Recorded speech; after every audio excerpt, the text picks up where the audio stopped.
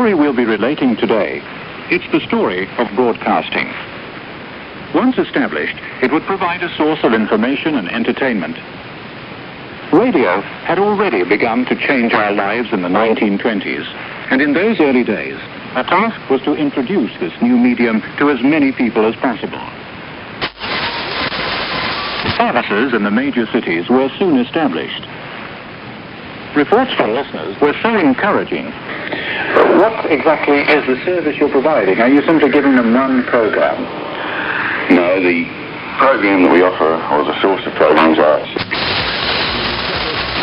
Okay, the signals are, shall we say, originating in the city. They're coming to you, you're then broadcasting them to as many people as can pick up your signal. And how do you do that? How do you go about your duty in making sure the signal gets to the listener?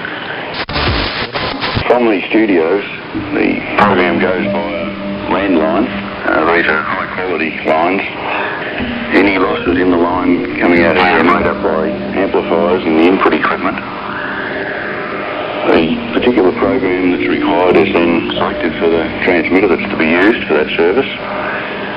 And even from there, further speech improvement is made in the form of limiting amplifiers. That's where the control room duty finishes and then fed to the transmitters, where it's applied to the modulators. From there, the signal is then added to the carrier wave and is fed to the aerial system and transmitted.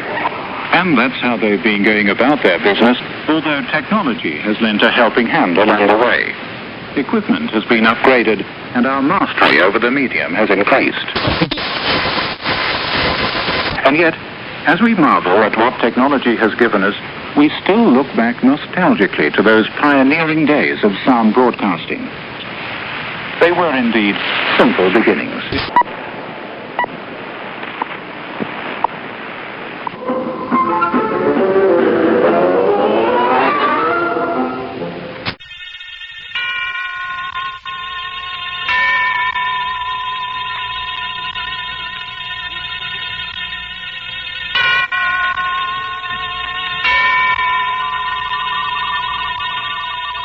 Sorry number.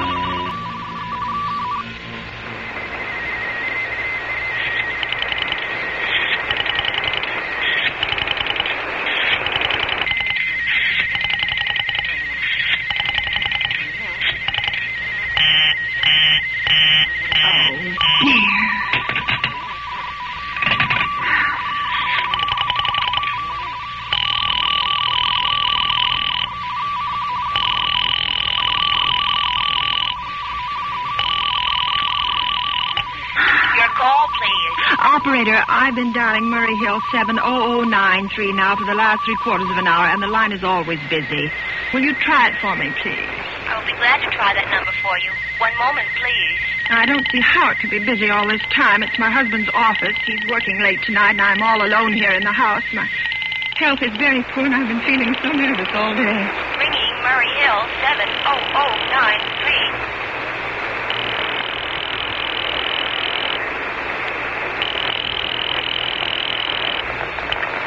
Hello? What's going on? I know George has helped you out with redoing your place, and I'm nervous about what George knows. Hello? Who's this? What number am I calling, please? You're making me very nervous. And who's Kevin Nash? And the birds and stuff. Oh, hello. What number is this, please? 9. Oh, how awful. How unspeakably awful. Oh.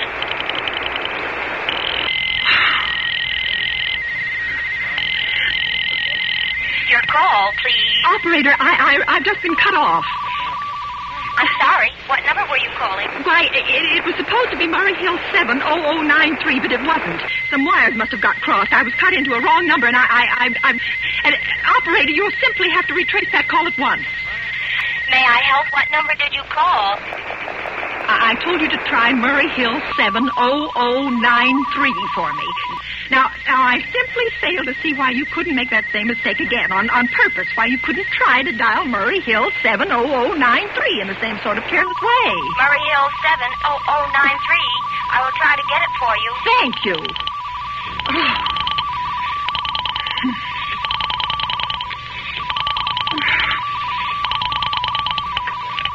Hello? What's up? It's Fisher.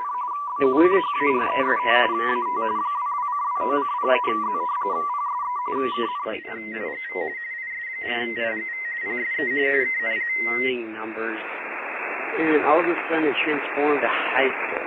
Suddenly I was being like, I don't know, like degraded and pointed to, and just feeling very insecure. They were like pointing at me like I was on stage or something, so I felt like I had to dance, and I danced really well. And it was, yeah, it was ABBA, but it wasn't ABBA. It was like a distortion of SOS, and I danced to it like I had nothing to lose. And this was after I'd come out of like this weird, like Muslim ring or whatever. But all I remember is dancing to SOS, an old school like type of like waltz dance sort of, but it wasn't a waltz. It was something I really can't describe. It was just like an old forward dance to ABBA's SOS. Hello? Oh, hello. So we danced like a wave on the ocean romanced. And we danced, and we danced, and we danced. I guess I'll see you somewhere down the bend. Operator. Operator, will you answer me?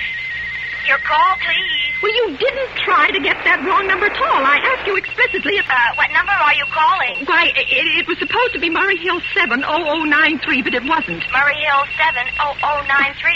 I will try to get it for you.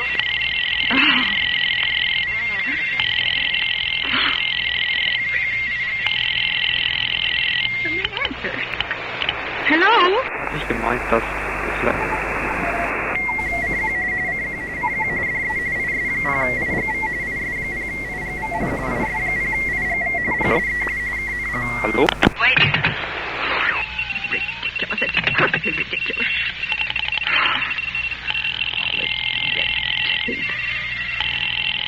Oh.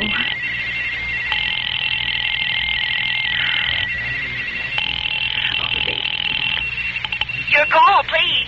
The police department. Get me the police department, please. Thank you. Bringing the police department. Okay.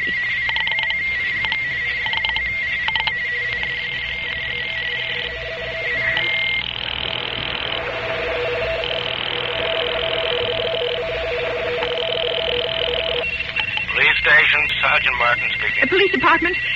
This is Mrs. Stevenson. Mrs. Elbert Smythe Stevenson of 53 North Sutton Place. I was cut into a wrong number, and I've just heard the most dreadful thing. Are you listening to me? Yes, ma'am. Well, it's unnerved me dreadfully, and I'm not well. I see. And When was all this, ma'am? Well, minutes ago. Oh, then you can do something. You do understand. What is your name, ma'am? Mrs. Stevenson, Mrs. Elbert Stevenson. And your address? 53 North Sutton Place. 53 North Sutton Place. What was the number you were calling? Murray Hill 70093. But that wasn't the number I overheard. I mean, I'm an invalid, you know, and I hate to be alone, even though he's perfectly safe as long as I have the telephone right beside my bed. Well, we'll look into it, Mrs. Stevenson. But personally, I feel you want to do something far more immediate and drastic. Well, we'll take care of it, don't you worry. Well, I'd say the whole thing calls for a search, a complete and thorough search of the whole city. Telephones are funny things. Look, lady, you just leave the rest of this to us. We'll But take what care will of you do? It's so late. We'll take care of it, lady. Will you broadcast it all over the city and... See, I said we'd take care of it.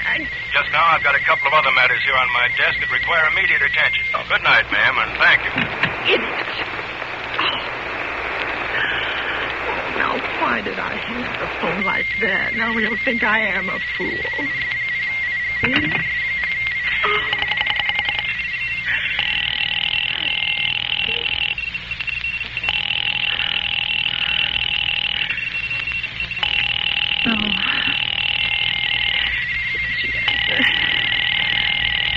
Your call, please. Operator, for heaven's sake, will you ring that Murray Hill 70093 number again? I will try it for you. Well, try.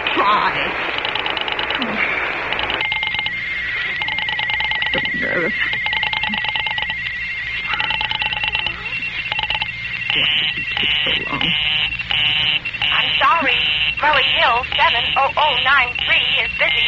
I will call you. I can hear it. You don't have to tell me. I know it's busy. If I could only get out of this bed for a little while. If I could get a breath of fresh air, or just lean out of the window, or see the street. Hello? Hello? Hello? Hello?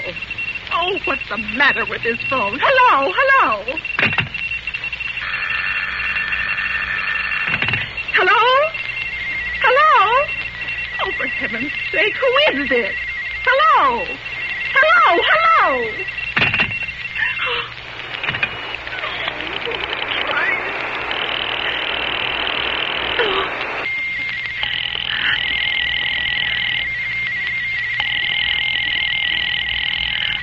Your call, please. Hello, operator. I don't know what's the matter with this telephone tonight, but it's positively driving me crazy. Now, look. I'm an invalid, and I'm very nervous, and I'm not supposed to be annoyed. And now my phone keeps ringing and ringing and ringing and ringing and ringing. So, and when I pick it up, there's no one there. I'll fix her. Of all late impudence. How dare she speak to me like that? Oh.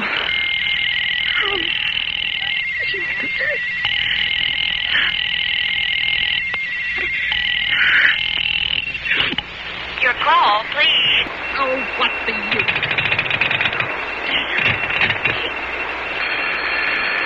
Oh, for heaven's sake, I'm going out of my mind. Hello, stop ringing me, do you hear? Answer me, who is this? Who's calling me? What are you doing it for? Now stop it, I say. Hello? Oh,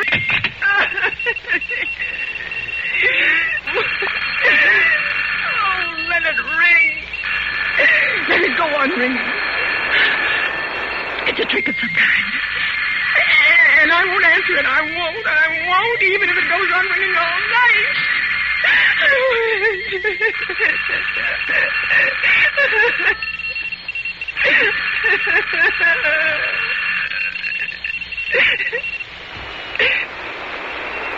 What time is it?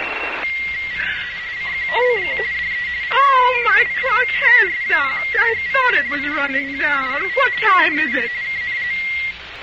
What time is it?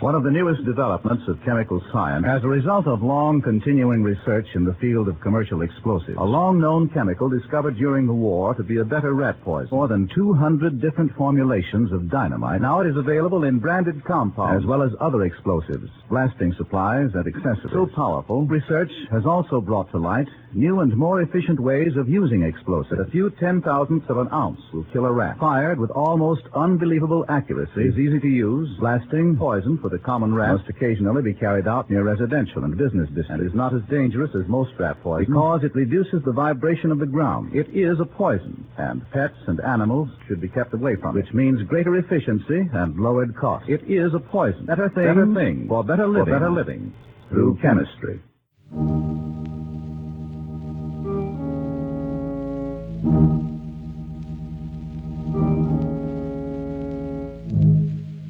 You are isolated on a remote jungle, and an immense army of ravenous ants is closing in on you, swarming in to eat you alive.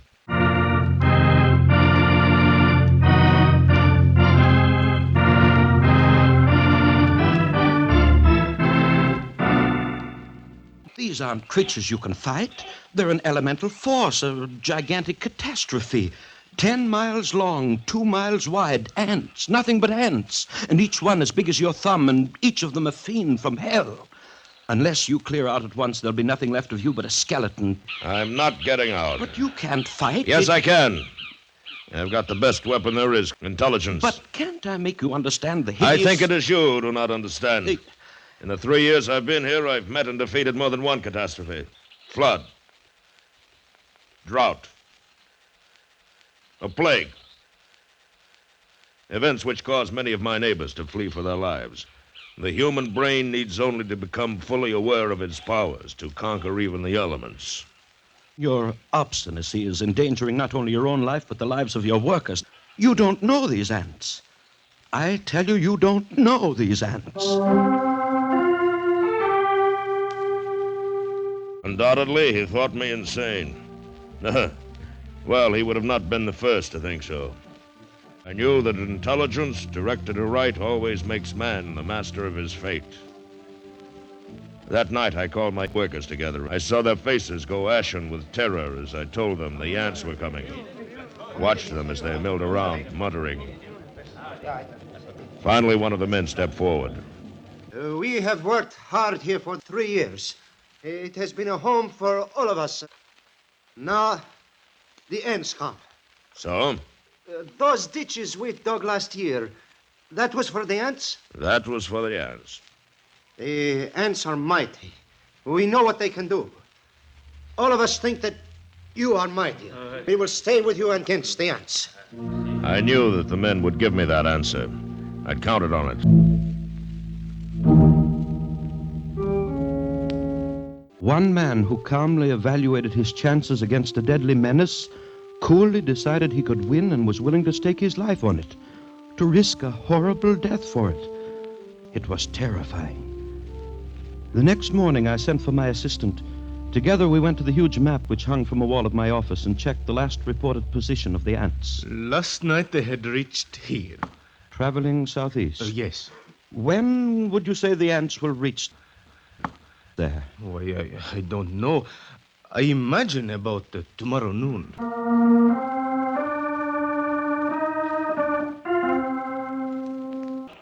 How do you like my line of defense? It's reassuring, like a moat around a castle. Here we are. See this ditch? You've noticed how all the buildings are on this piece of high ground, and a ditch surrounds them. It's lined with concrete. Why, if the ants get this far, They'll get no farther.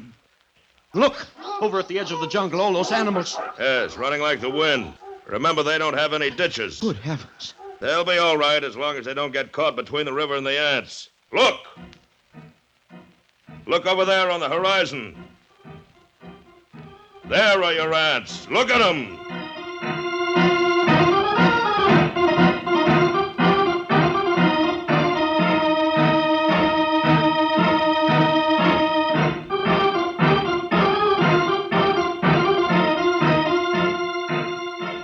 It was a sight I will never forget.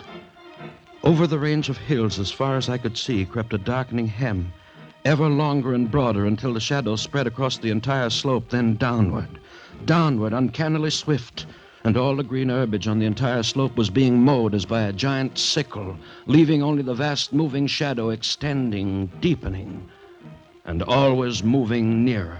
Look at them! We've got to run! No, they haven't gotten to us yet, and they never will. Damn, open the floodgate a little more. We've got to get the water in the ditch.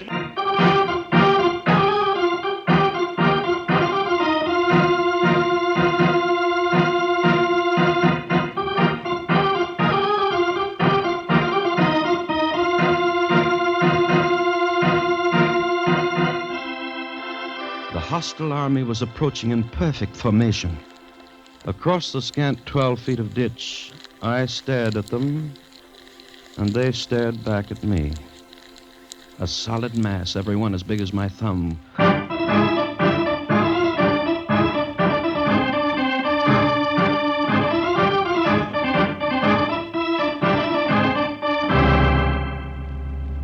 Around 4 p.m, the ant scouts having found no crossing, there was a stirring among the main army. And then an immense flood of ants about 100 yards in width commenced pouring in a glimmering black cataract down the far slope of the ditch. Thousands drowned instantly, but the rest began using the bodies as bridges. Look at them drown by the thousands. But they keep coming. Even though the current carries many of them away, they're advancing. They will fill your ditches with their corpses and still have... Getting to see what I was talking about? What do you mean? About intelligence being more than a match for anything it tackles. Take the ants. They've got no intelligence.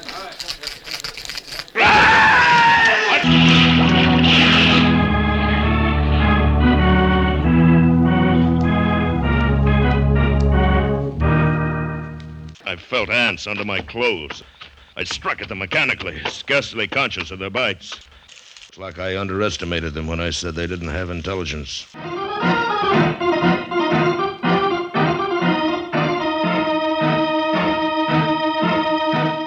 I was coated from head to foot with the fiends. Tongues of fire stabbed at me as they bit into my flesh. I almost lost my head with the pain as I ran, knocking ants from my body, brushing them from my bloody face. And then one bit me just below the rim of my goggles. I managed to tear it away, but its agony of the bite and its venom drilled into the eye nerves. I saw now through circles of fire into a milky mist. I was almost blinded, but I knew that if I tripped and fell, well, I ran on. I stumbled. I fell. I felt myself being swarmed over, devoured. I tried to rise. A great weight. I couldn't let it happen to me. I couldn't die like that.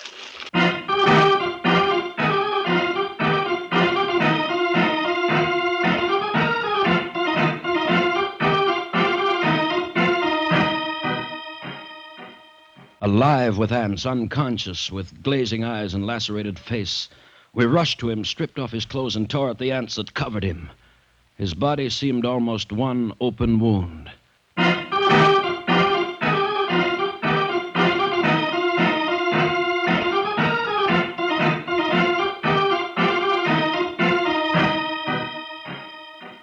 Later, I looked out where that blanket of ants had been and saw only a vast expanse of water. The ants were gone.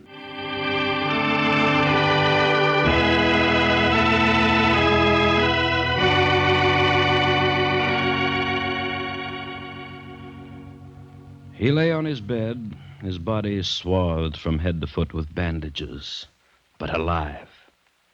Everything in order? Everything's in order. I told you.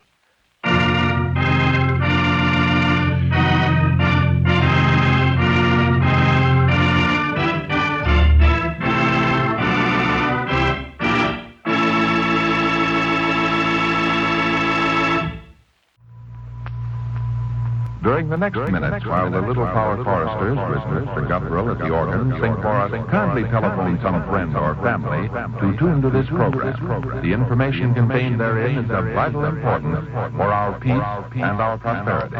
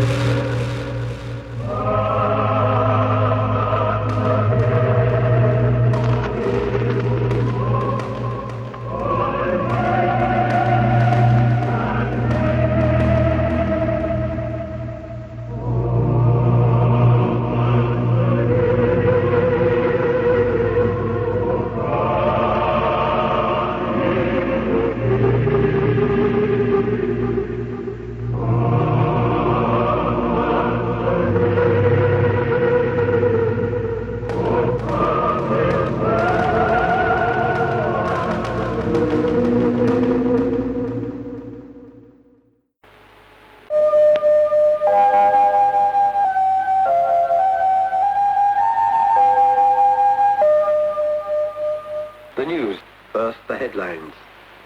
6 were wounded during the dispersal of an anti-racist demonstration. Cosmonauts have completed a month's stay in orbit. The 2 spacemen have spent much time observing the surface of the Earth.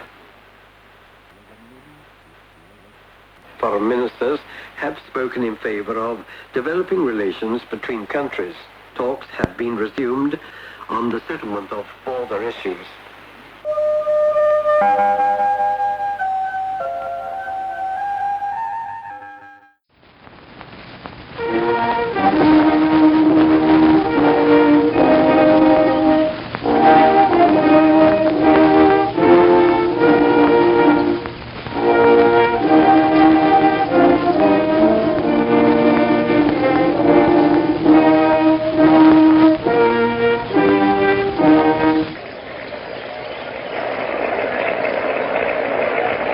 Part of the week, however, that chance was erased before the curtain runs down. Here it comes.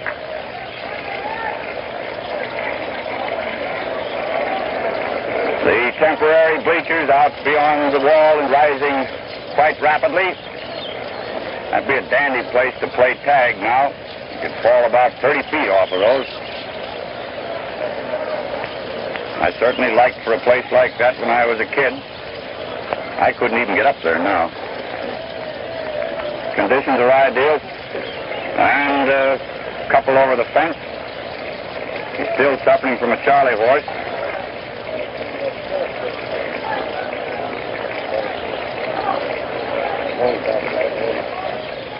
Takes his time about getting started.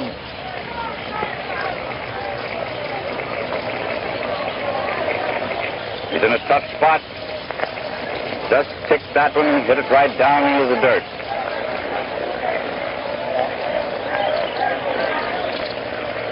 He also made a couple of nice stops. He hasn't been lighting right, evidently. Just a moment ago, on the netting. Hooking the bag with his left foot, falling away out into... All right. And he comes tearing in with a throw to be right on top of... as he went away from there. Only 4 points separate the third man from the first. He broke it yesterday.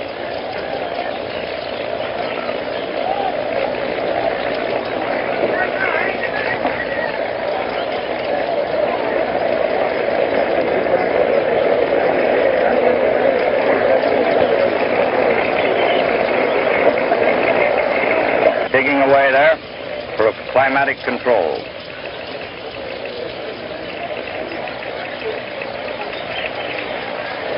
The arm goes up for the next one.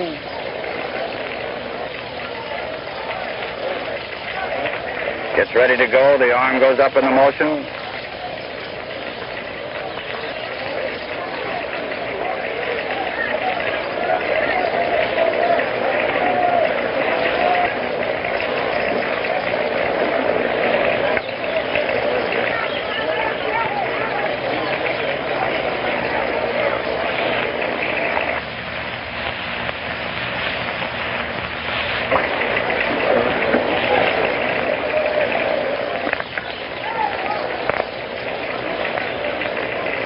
Charlie horse is better, but still not cured.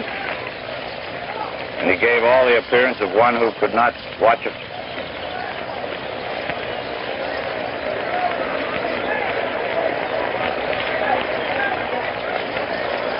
Not much.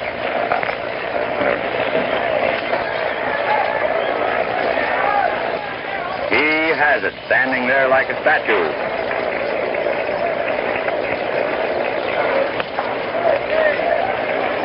Hitting it in the dirt. But a fellow stepped right out of the little gate and got that one. He will take that one home.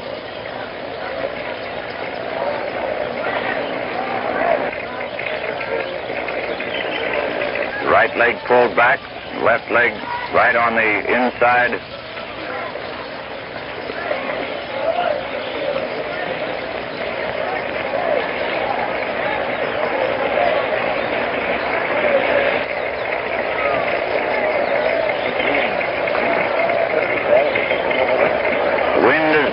Toward left.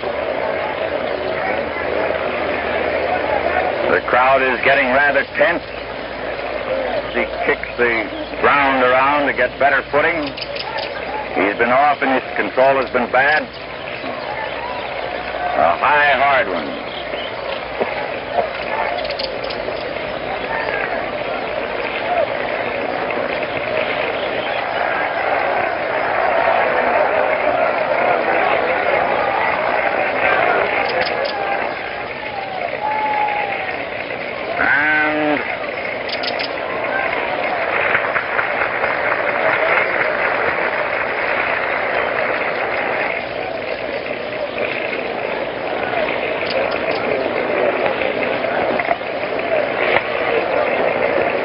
Attention, please.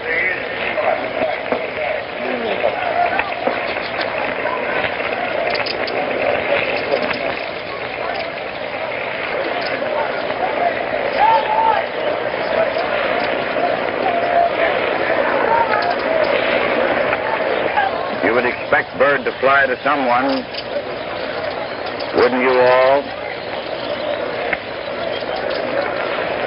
Here she comes.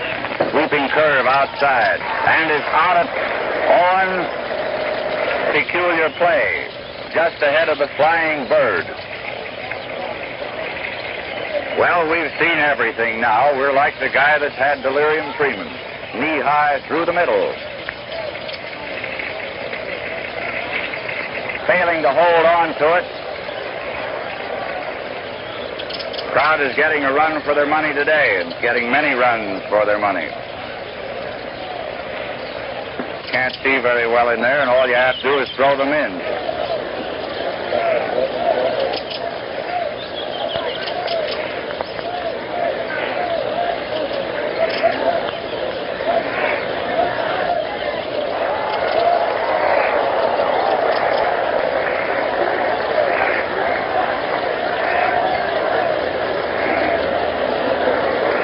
Perspiration off his glasses with his handkerchief.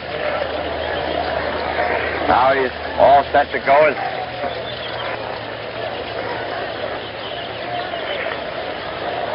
The arm goes up. Lost his cap in the effort. We'll see whether it brings any luck or not. Isn't it the ball, or is it? Now he's pulling his glove back on. Then he settles it on his head again. He's up on there and he's ready to go. Kind of warm out there working, and one wearing glasses, they get steamed up a bit. Everything has happened so far that you'd expect. The arm goes up. He looks him over. He starts his wind-up, cutting that outside corner.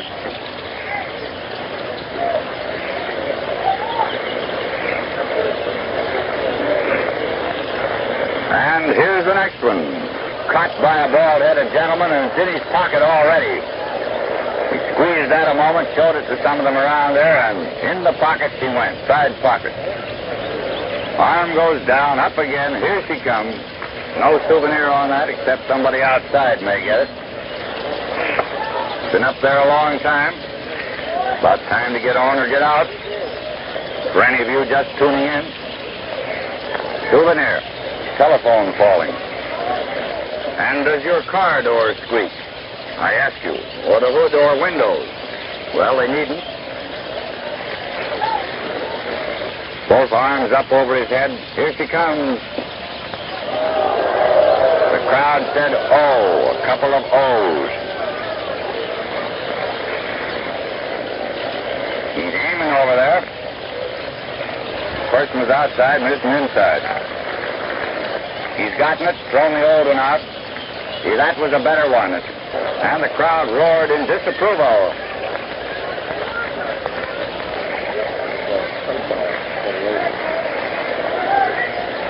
Inside and low. Up against the wire and down again.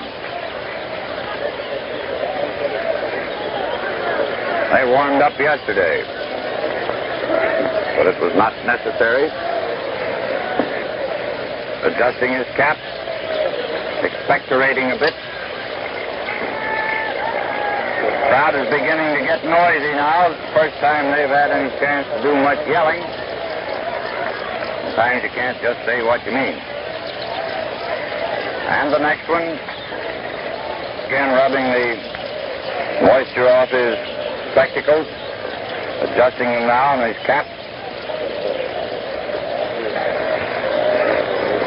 Chewing his gum out there on a good play call.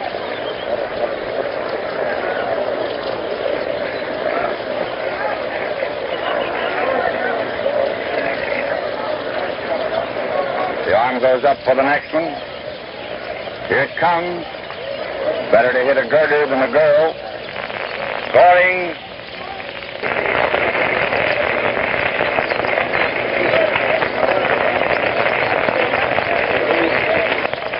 Your attention, please.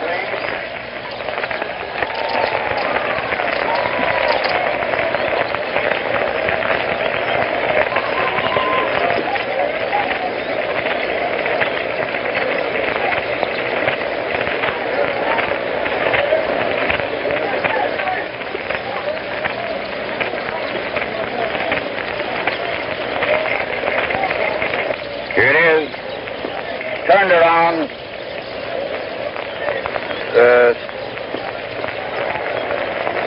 Looks like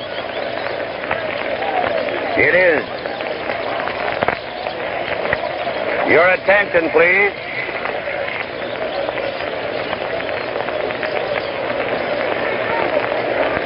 And the next one.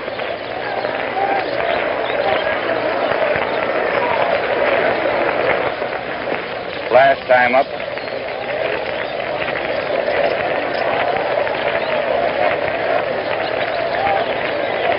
Here it comes.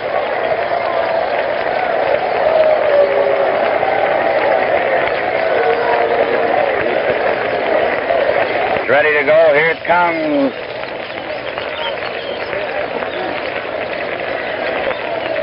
The arm goes up in the motion.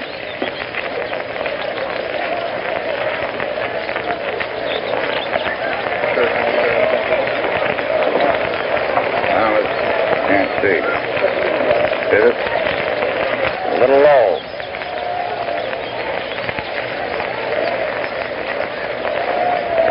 He laid that one in right through the middle. Here's the next flagpole. He has it as he walks slowly back.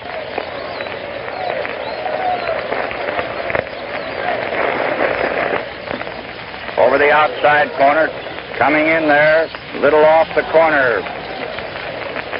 Just a little off that outside corner. By about a foot.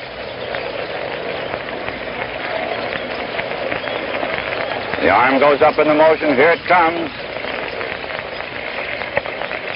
Your attention, please.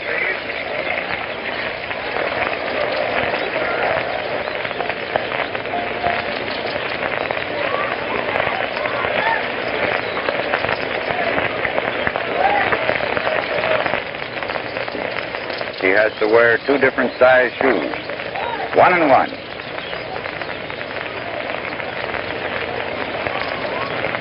And the next, maybe more, missing the outside corner. Appears in there for the signal. Here it is.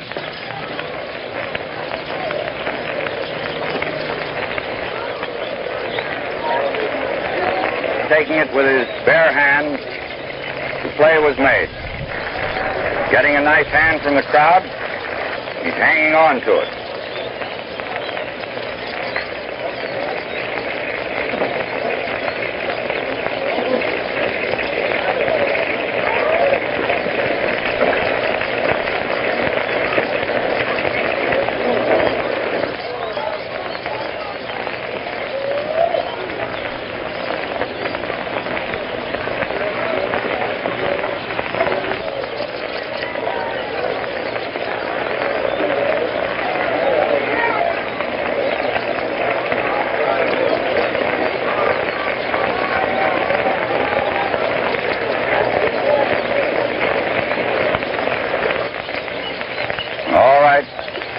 Crowd is beginning to get out of here. And a few of us deadheads who are working out here makes it a pretty fair jam. Into a box, crowd gathering around there.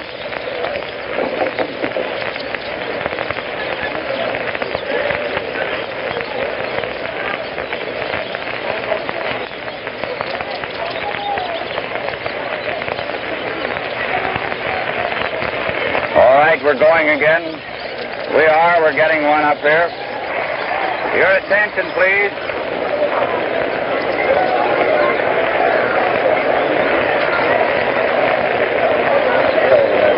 Do not get too worried about what happened yesterday and today out here. And so ends another thrilling episode, although they didn't pursue much today. Just one big difference, and that's what counts in everything.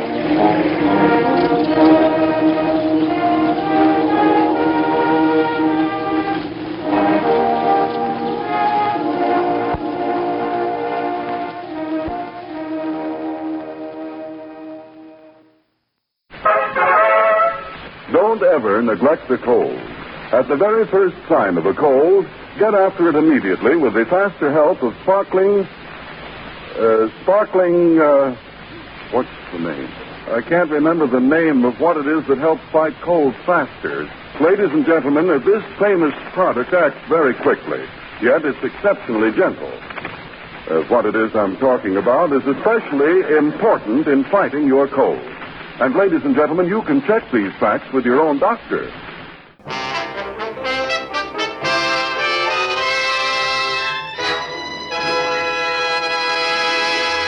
Well, tonight you're going to meet some charming people. And you're going to run into a little bit of very fancy murder.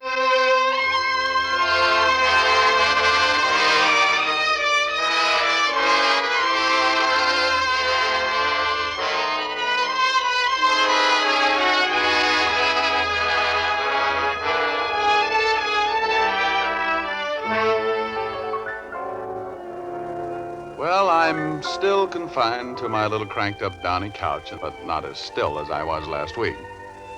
I am now allowed to get up and totter around a little, and I use the word totter advisedly. My legs act like strangers who have different political beliefs, and my knees have suddenly developed sideways hinges. And that brings me up to the girl who has done the most to confuse my life, Liza.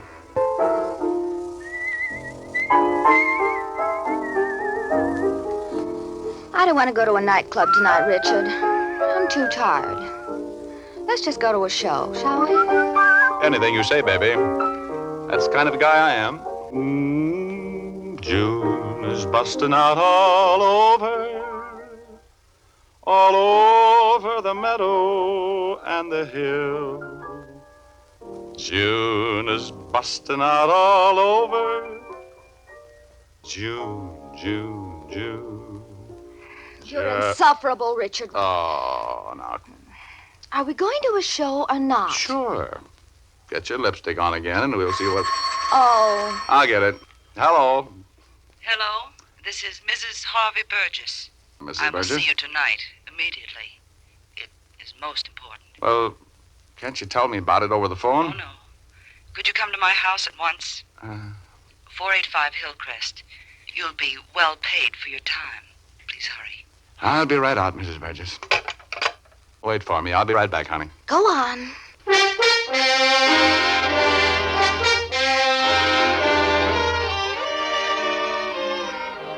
Well, what could I do? The Burgess mansion was a huge colonial affair. A butler who talked like he was choking to death on an olive pit conducted me into the library. I was bending over, looking under a huge Italian carved table when I thought I heard a stealthy footstep behind me. Don't move. Oh!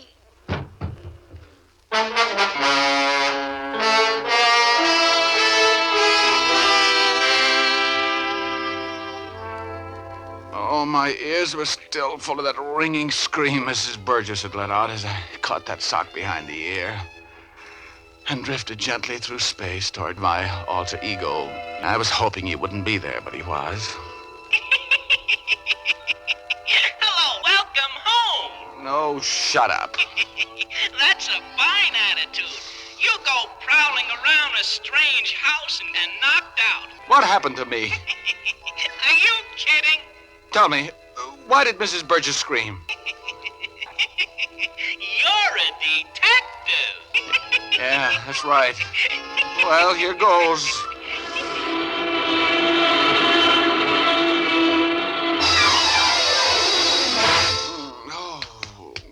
You didn't have to hit him so hard.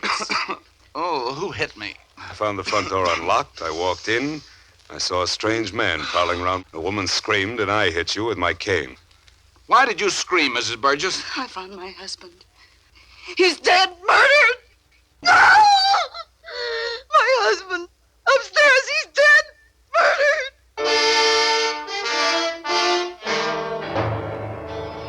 Well, that snapped me out of it. I got to my feet and ran up the stairs. And there he was. As dead as last summer's romance. Poor Harvey, this is horrible. I knew he was dead. I screamed. Yes, I heard you. He was a good husband. I don't know what life is going to be like without him. Well, it wasn't suicide. This is murder.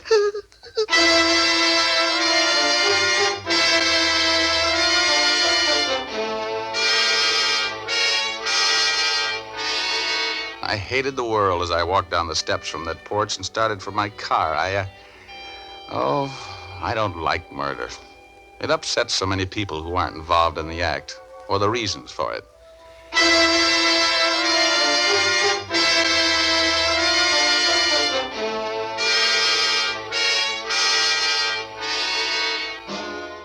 This I'm going spellbind you about.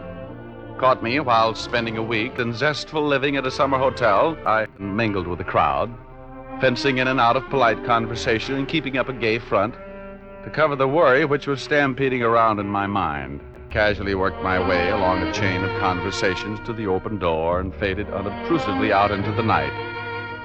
I drifted peacefully for a while and landed as gently as a snowflake on a sparrow's wing. And I rested on blackness of complete oblivion. Hey, Chiefy! Chiefy! You better come out of it! Oh, go away. No, I'm sorry, but you've got to get back on the ball or you're going to find yourself behind it.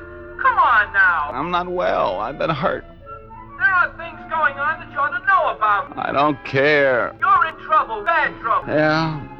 Yeah, I remember. I guess you've been hit on the head once too often. No fight left in you. I've got plenty of fight left in me. Come on. I'll help you over the side. Oh, you're a fine alter ego, and I'm proud of you. I try to take care of you, Chiefy. Over you go.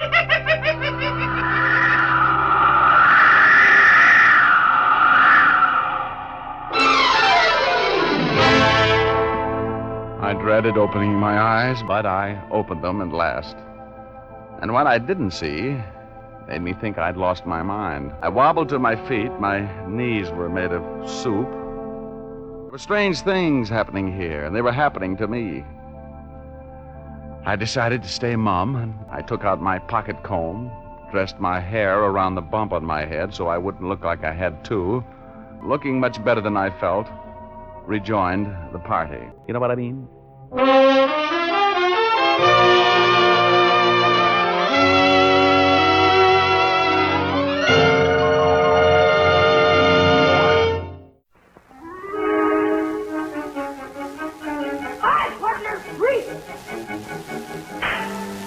Hi, fellas.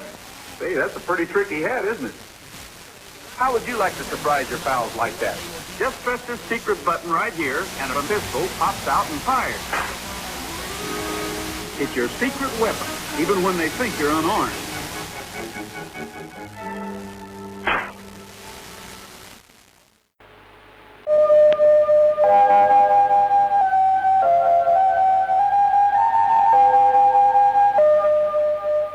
The news. An animal rights group has the freedom of 13 dancing bears. Siren reports. Once forced to dance on the streets to amuse tourists, the bears have been given a new life in a mountain park. The bears have a more bearable life.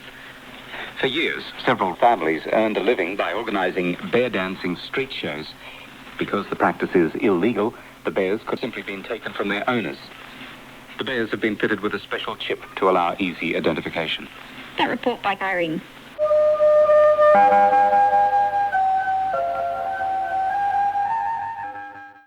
Good evening, ladies and gentlemen of the radio audience.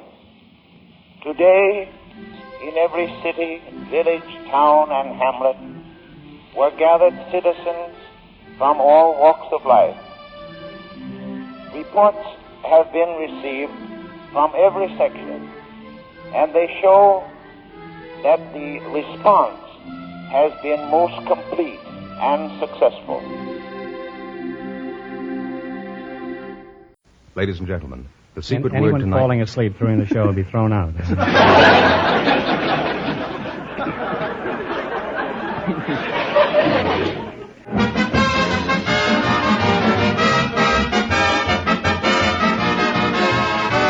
Thank you. Who's first? We invited some bacteriologists to the show tonight. His partner operates a bird hospital. Welcome, folks.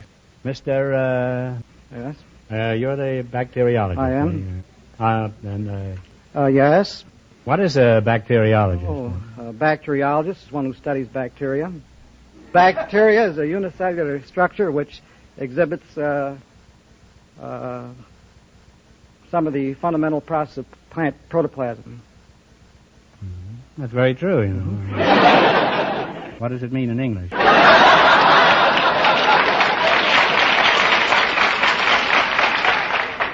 Well, Idella, is that your first name? Yeah, Idella? it is. My given name. You operate a bird hospital, huh? That's right. And you're a bird doctor, I take it. Yes. Well, you're a doctor. Maybe you can answer a question that's been bothering me for a long time. What is bacteria? That's exactly what the doctor said. For a bird doctor, you're pretty cagey. What I wanted to say I was beg that your she... pardon. Does anything exciting ever happen around your laboratory? Oh, not too much. I happened to listen to a ball game over a stethoscope. You listen to it over a stethoscope? That's right. We couldn't hear the speaker loud enough at the time, so placed it over the speaker of the radio and gave us the play-by-play account of the game from then on. So I didn't think you'd be able to do that with a stethoscope. Oh, yes. It was...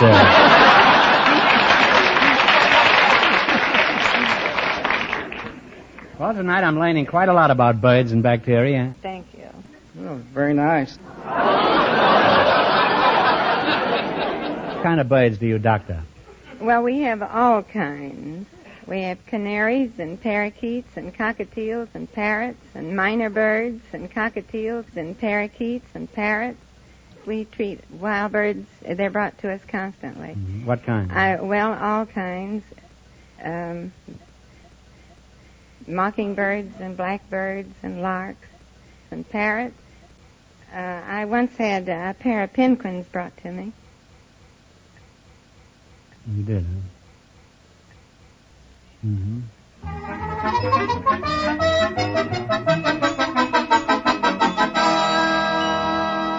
Can Fenneman tell them the rules? Each of our three couples has $20. They bet as much of that 20 as they want. Our other two couples are in a waiting room off stage, so they don't know what's going on out here. Here we go. How much do you want to bet? Well, 10. 10. 10. 20. 20? Well, we'll bet the works. You bet the works. And they'll wind up with a total of $20.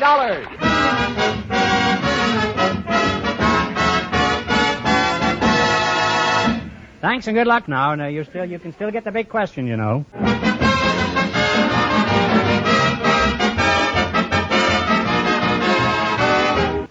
Welcome, folks. Mr. Yes, you're a mechanic, eh? Yes, sir. What kind of a mechanic are you?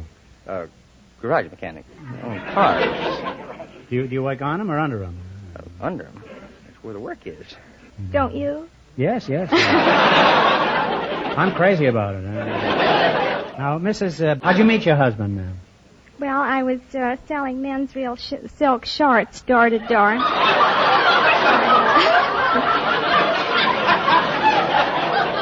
You were selling men's shorts? I met him in his private business office with a tape measure in one hand, a pair of orchid shorts in the other, trying to write up an order, and...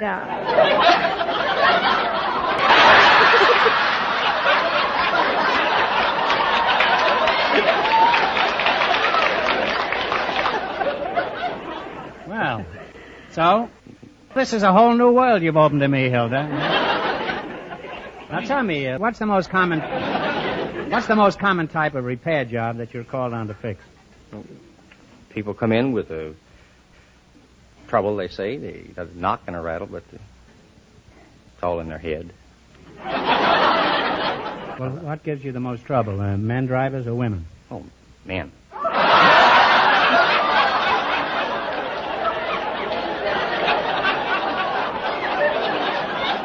Now, very happy to have you both here. Thank you. You run your $20 into more than our other couples, and you get a chance at the big question. I can't tell you how much the first couple won, but George is off stage to remind our listeners. The bacteriologist and the bird doctor won $20. Here we go. You have $20. How much are you going to try? 15. 15. The old boy himself. 30. No, 30. 25. All of it. 20. I'm sorry, fun. You gambled and you lost.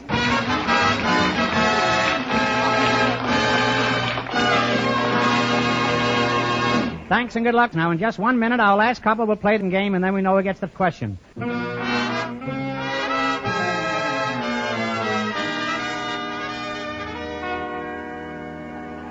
Just before we went on the air, our studio audience selected a young couple who were about to be married.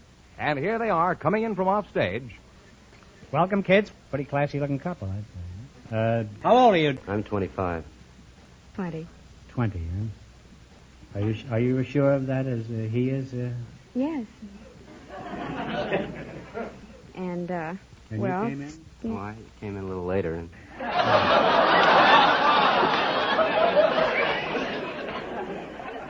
Now, look, I'm a little past that period, but how did he transmit this message? Well, we had a chance to talk. Quick slipped him the info, huh? Well, if you two can stand me for 5 minutes, you'll have no trouble standing each other, I'm sure. And I know you're going to have a wonderful time together. Thank you. That is really nice. All right, here we go. You have $20. Now you have $20. How much are you going to bet? 10. $10. 35 20. 10. 20. $20. All of it. Well...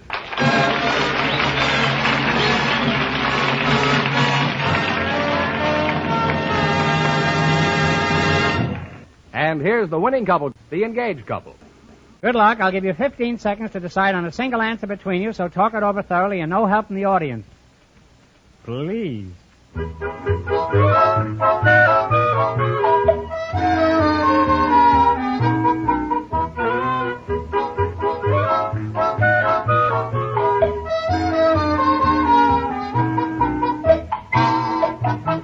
All right, what is the answer you two have decided upon? I think of as brown.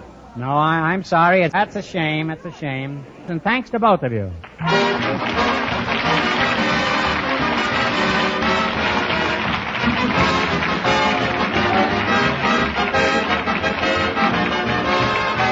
Good night, folks. Good night.